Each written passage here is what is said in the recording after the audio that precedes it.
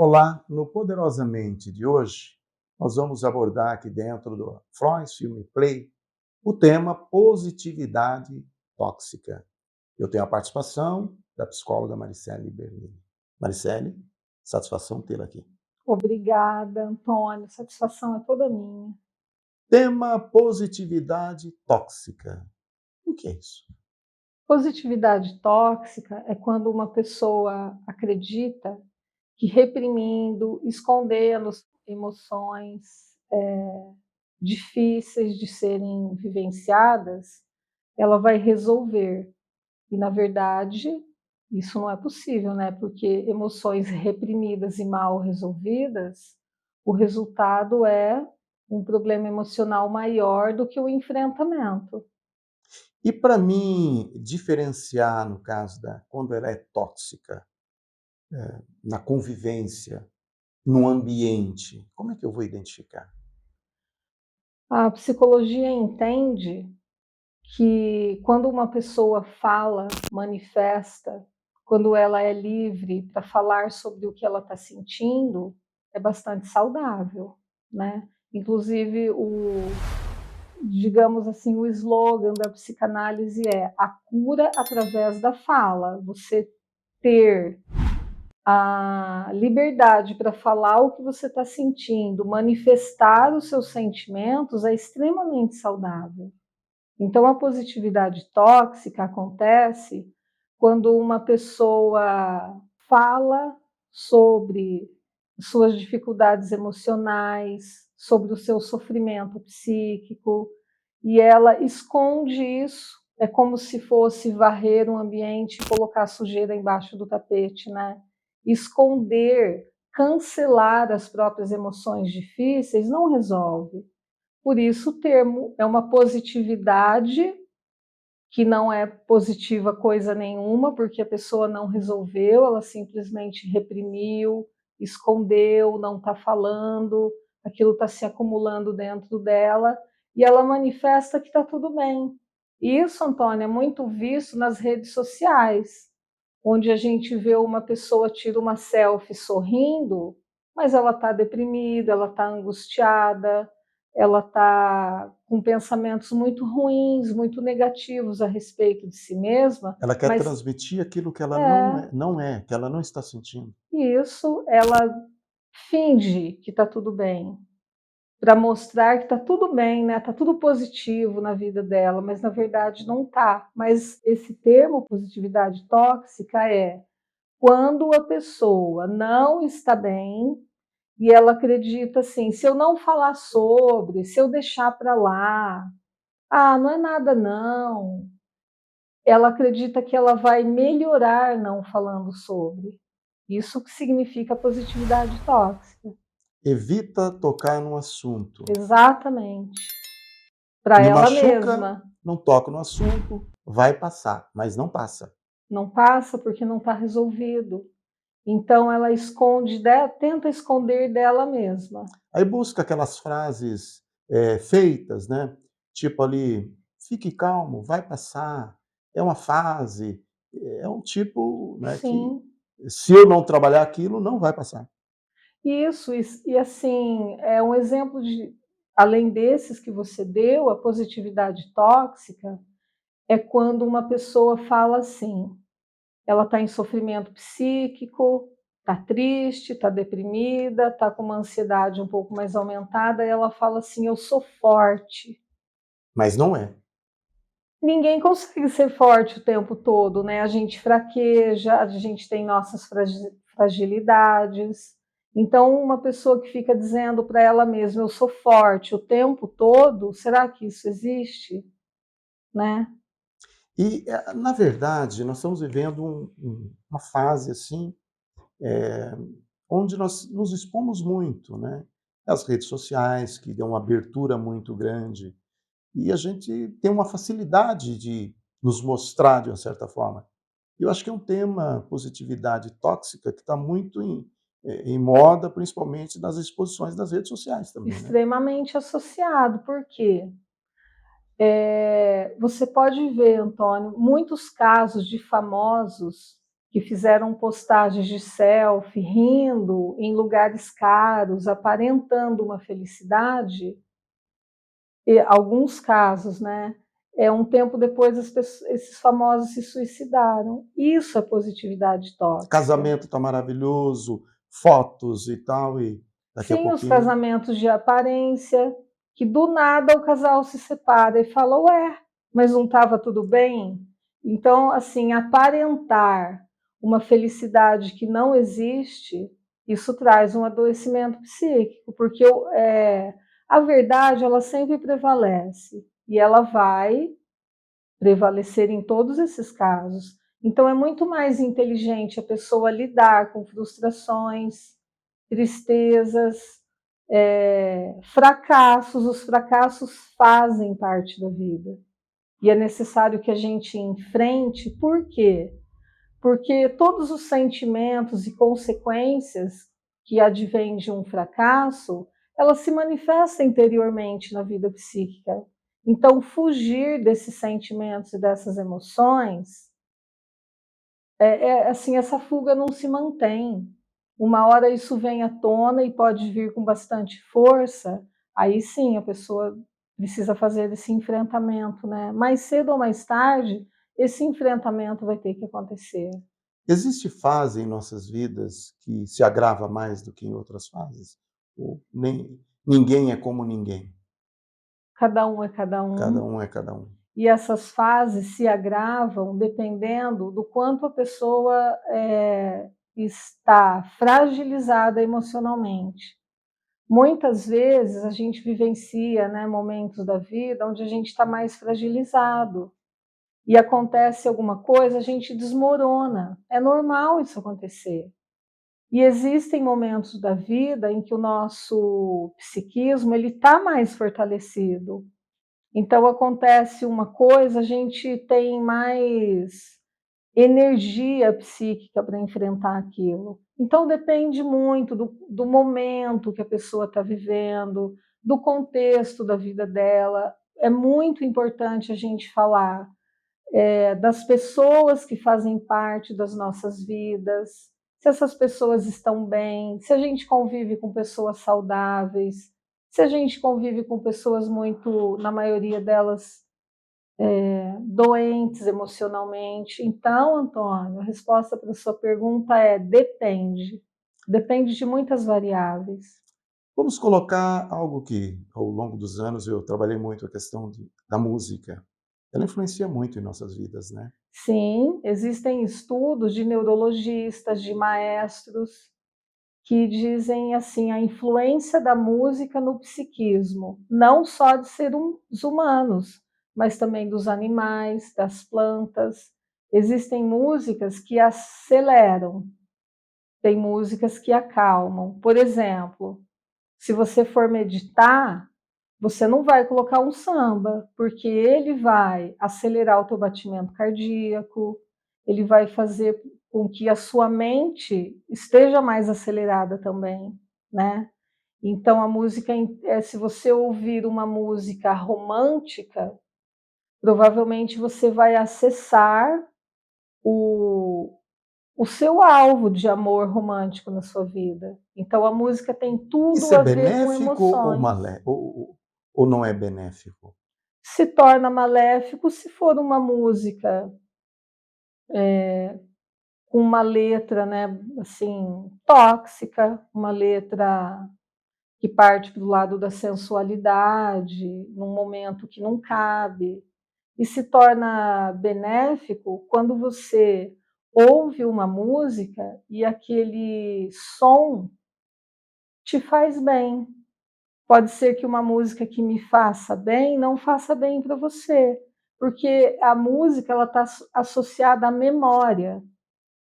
Então, quando eu ouço uma música, é como se eu estivesse indo lá naquele momento em que aconteceu alguma coisa comigo, exatamente no momento que aquela música estava tocando. E para você não vai ter significado nenhum.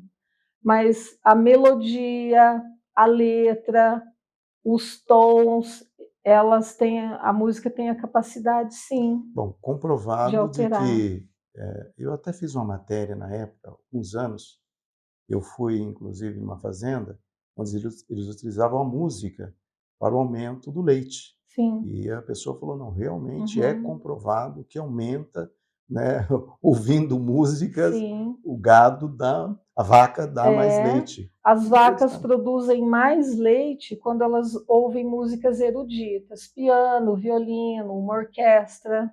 Se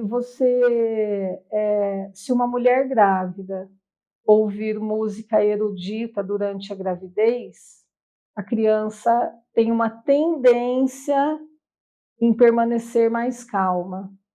É assim, imagina colocar um funk para um bebê recém-nascido ouvir, ele vai se agitar. Mas se você colocar uma música erudita, né, uma orquestra, uma coisa mais tranquila, esse neném vai se acalmando. Quer dizer, nós somos o ambiente.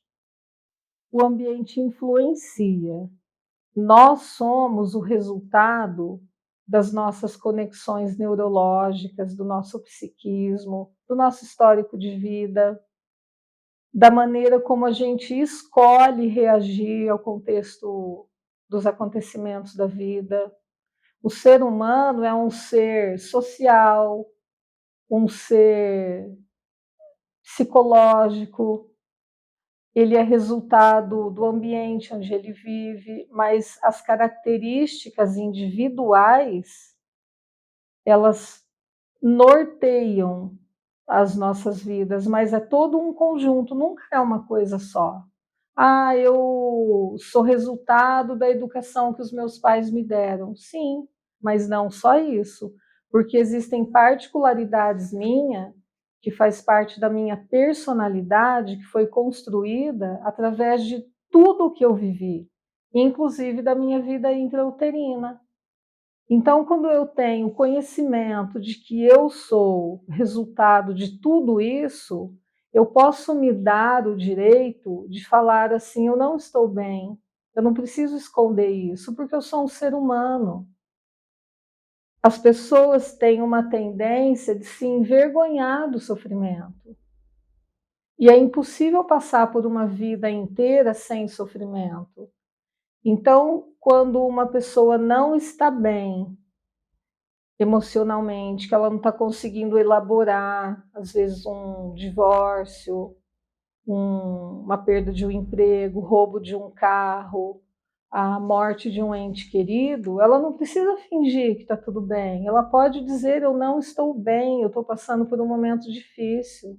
Não existe a necessidade de cancelar os sentimentos, ou pelo menos tentar cancelar isso, né? Porque a gente pode ter esse positivismo tóxico para o outro.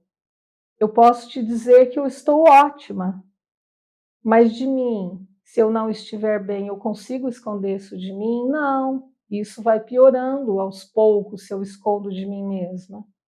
Então, Antônio, é muito importante que as pessoas compreendam que o sofrimento faz parte da vida, não é vergonhoso sofrer. Não é vergonhoso passar por uma doença difícil. Não é vergonhoso dizer: eu tentei e não consegui, deu errado, eu fracassei, eu fali, eu me divorciei, eu entrei em depressão. Isso não é vergonha. A gente precisa falar sobre saúde mental. O que é uma saúde mental? É lá na mente, onde o mundo das ideias, dos sentimentos, das emoções acontecem. De vez em quando esse ambiente subjetivo, né, lá no mundo das emoções, ele não fica bem. E isso pode acontecer comigo, com você, com qualquer um, e não tem problema nenhum falar sobre isso. É muito inteligente da parte de uma pessoa, se ela perceber que ela não está bem, primeiro ela aceitar, não negar para ela mesma, para não acontecer o positivismo tóxico. E ela compreender que ela tem o direito de falar sobre isso, para que outras pessoas também possam ir ao auxílio dela para ajudar. Nós estamos falando do tema hoje no Poderosamente, positivismo tóxico. Mas existe aquelas pessoas negativas também. E existe o positivismo saudável. sim, Quer dizer, tem aí um certo equilíbrio, que também você, conviver ou no relacionamento com uma pessoa muito negativa, não é fácil. existem pessoas que são reclamonas, né, isso é Nada tá hábito, bom. isso é hábito, esse hábito pode ser modificado. Desenvolver a gratidão, existem exercícios da gratidão, existem pessoas que não conseguem olhar para elas mesmas com compaixão, com amor, é só com o outro, com ela mesma não.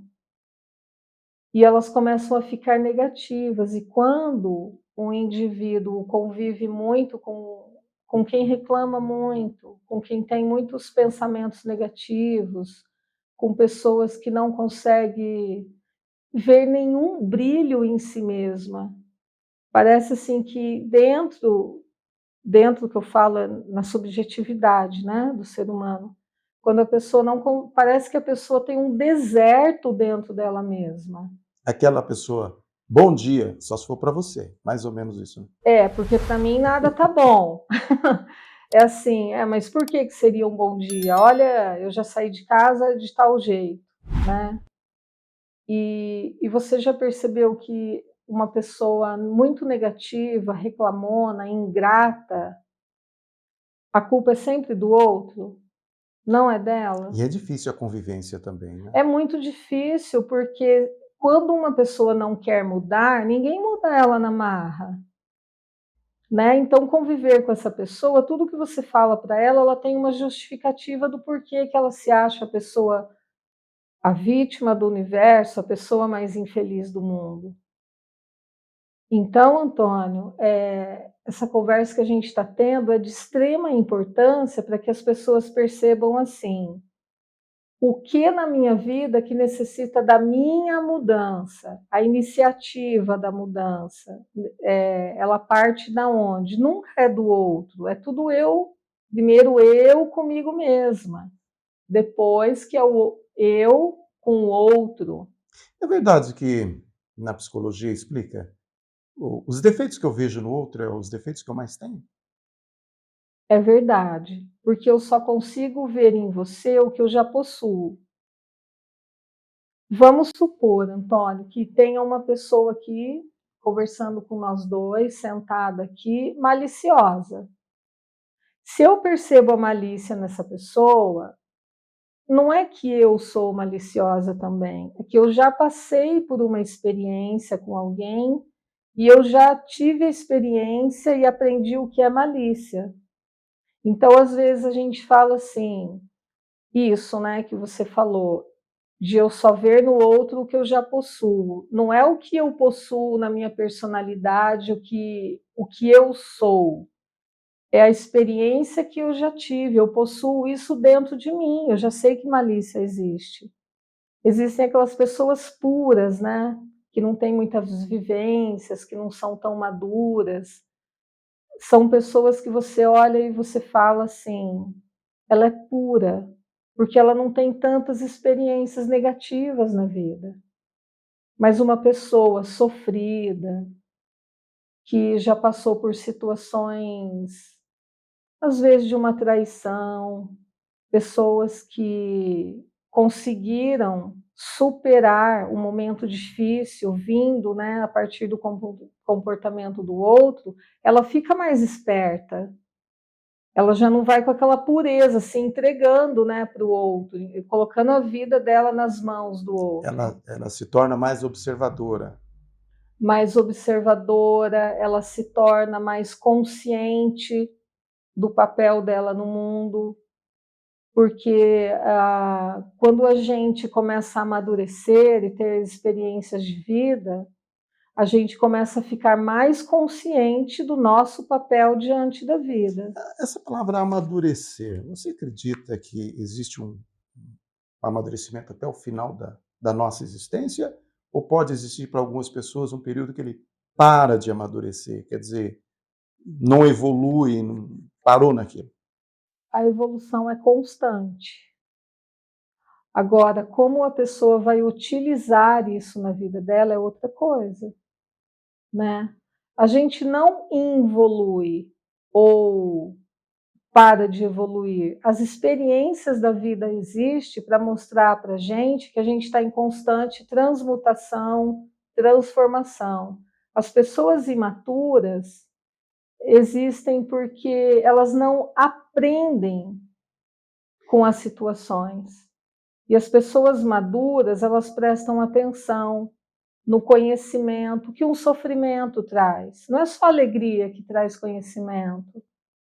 O sofrimento, ele amadurece pra caramba. Mas dói. Mas aí é que tá, Antônio, o nosso tema, positividade tóxica, é que é ruim sofrer, dói. Mas qual que é o problema de doer? Ninguém quer sofrer, né? Mas qual que é o problema de sofrer? Como que a gente precisa ter sabedoria diante do sofrimento? Se eu estou sofrendo, eu preciso me questionar. O que esse sofrimento está me ensinando? O que eu tenho para aprender com ele? Porque se eu não aprender nada, ele é em vão. Eu senti dor à toa. A gente precisa olhar mais para dentro da É gente a mesmo. chamada, existe a dor física e tem a dor emocional. Essa dor emocional também é tanto quanto a dor física, né. E é por isso que é importante a gente falar sobre. Porque se eu tenho uma ferida emocional doendo em mim, e eu fico fingindo que está tudo bem. Se eu mostro para todo mundo que eu estou no melhor momento da minha vida, qual que é o meu objetivo com isso? Então, esse enfrentamento e não o porquê de eu manifestar no meu contexto de vida que eu estou sofrendo, eu só tenho a ganhar com isso. Eu tenho a ganhar o amor das pessoas, o acolhimento delas. Alguém vai chegar em mim e perguntar se eu estou precisando de ajuda. Agora, se eu estou sofrendo, a ferida emocional está doendo, e eu demonstro que está tudo bem, além de eu estar Chamadas enganando, frases de efeito, né. além de eu estar traindo a mim mesma, eu estou me enganando. As pessoas não têm bola de cristal, né, para adivinhar que eu não estou bem e vir me oferecer ajuda. Isso é muito perigoso. E quando procurar um profissional? A qualquer momento. Muitas pessoas não sabem, né, qual que é o papel do psicólogo, o que o psicólogo faz. Mas assim, é muito importante isso, né, que É você mais me ouvir, né. perguntou. O papel do psicólogo é usar técnicas psicológicas para que a pessoa se ajude. Então, dentro do contexto clínico da psicologia, nem sempre essa ajuda que a pessoa vem buscar é porque ela tem algum problema. Existem pessoas que vão para psicoterapia em busca de autoconhecimento, como prevenção, para adquirir qualidade de vida. Essa palavra qualidade de vida, interessante, né. Uhum, Ela engloba muita coisa para você ter uma sim. qualidade de vida. Não é só o ter, é o ser, é estar bem, quer dizer, é o chamado equilíbrio, né, físico, emocional ou mental, como queira, é encontrar esse equilíbrio, né. Isso é o estar bem, né. Sim, é interessante. Assim, você já percebeu que ninguém quer morar numa casa feia, ruim, cheia de problema, com vazamento, com problema de encanamento, uma descascada, telha caindo? Ninguém quer isso. Ninguém quer um carro que não funciona. Mas é difícil encontrar alguém que fale assim. E quando eu digo difícil, é difícil mesmo, alguém que fale assim: "Eu cuido de mim, eu me alimento bem, eu durmo bem, eu me preocupo com isso". Eu tenho que me amar mais do que amar o outro, para mim amar o outro, não seria isso? Eu tenho que me amar para me amar a outra Eu não pessoa. digo amar mais, Não, Antônio, não, mas digo se amar amar, primeiro, sim. né. Porque lembra, tudo que eu manifesto na vida do outro, primeiro acontece dentro de mim. Senão vira narcisismo, né, quando eu me amo é narcisismo. Um dos problemas, dos transtornos, né, do narcisismo, é que ele não ama ele mesmo. Mas ele transmite que ama, né. Ele é o Pelo perfeito menos positivo tóxico, né, exatamente, porque entraria as no tema. pessoas do senso comum acreditam que o narcisista, ele se ama tanto que ele se coloca E ele sempre em não se primeiro ama. lugar. O narcisista, ele tem um profundo desvalor por si mesmo, ele não se ama. Ele precisa mostrar para todo mundo que ele é o melhor, mas na verdade ele se acha o pior. E é muito cansativo para ele, ele fica nessa tentativa o tempo todo. O meu emprego é o melhor, o meu cargo é o melhor, o meu carro é mais bonito, a minha casa é a mais charmosa da cidade. Olha como eu me visto bem. Ele, o narcisista, ele se preocupa muito com a aparência dele.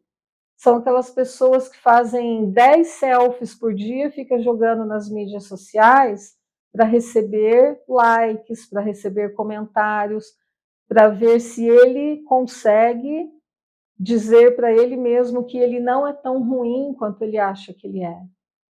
Então o narcisista, ele não se ama. Ele então é o positividade tóxica, ou Ele é uma positivo pessoa tóxico. que se engana. Ele tenta passar um lado positivo da vida dele, que acaba sendo tóxico para ele mesmo, porque ele não acredita em nada daquilo. Ele varre a sujeira embaixo do tapete, ele cancela as angústias dele para mostrar para o outro: olha como eu sou bom, o suficiente. Tá aí. Hoje nós tivemos aí o positividade tóxica aqui no Poderosamente. Obrigado, Maricele, por mais essa participação e até o próximo programa. Eu que agradeço, Antônio. Até breve. Tá aí, portanto, até o próximo programa, aqui no Frois Filme Play, estaremos trazendo mais um Poderosamente. Aguarde.